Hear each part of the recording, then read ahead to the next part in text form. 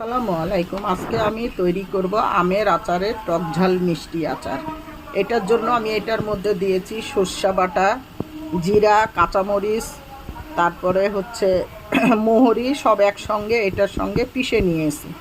তারপরে দিয়েছি বেশি করে রসুন আর অল্প পরিমাণে আদা দিয়েছি। রসুনের পরিমাণটা বেশি দিয়েছি।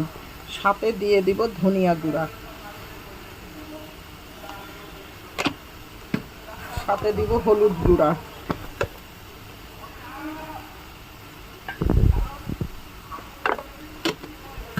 এবার দিব মরিচের গুঁড়া,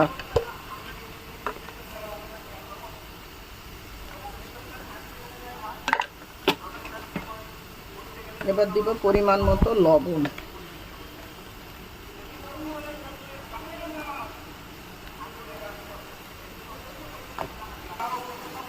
তারপরে দিয়ে দিব সরিষার তেল।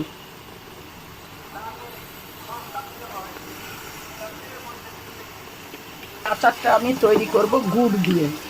এবার আমি দিব কুসুরের লালি গুড়।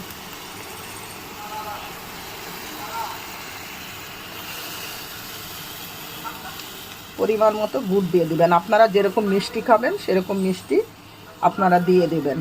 আমাদের বাসায় টক আচার কেউ খেতে চায় না, এই জন্য আমি মিষ্টির পরিমাণটা বেশি দিয়েছি।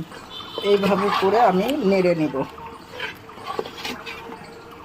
এই আচারটা হবে আমার মিষ্টি ঝাল আর কি। গোটা গোটা রসুনও দিয়ে দেব।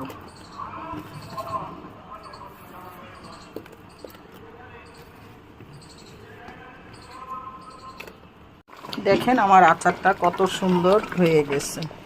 এটার মধ্যে আমি গোটা গোটা রসুন, গোটা গোটা শুকনা মরিচ দিয়েছি। যখন আমরা এই আচারটা খাবো, এই মরিচটা ডলে আর রসুনটা যখন মুখে লাগবে, এত টেস্ট। এইভাবে আপনারা আচার তৈরি করে খেয়ে দেখবেন। আর আমার রেসিপিগুলো ভালো লাগলে অবশ্যই পাশে থাকবেন, সাপোর্ট দিবেন। এই পানিটুকু বের হয়েছে আমের থেকে আর কি। দেখেন কত সুন্দর হয়েছে। শেষে আবার আপনাদের মাঝে চলে আসব, যেদিন আপনার বয়মে ভরবো সেদিন।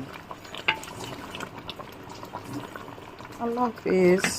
আসসালামু আলাইকুম। দেখেন আমার আচারটা আজকে আমি বয়মে তুলে দিব। দেখছেন আচারের চেহারাটা কত সুন্দর হয়েছে। আর হচ্ছে এরকম আমি এই আচারটার ভিতরে গোটা গোটা রসুন দিয়েছি।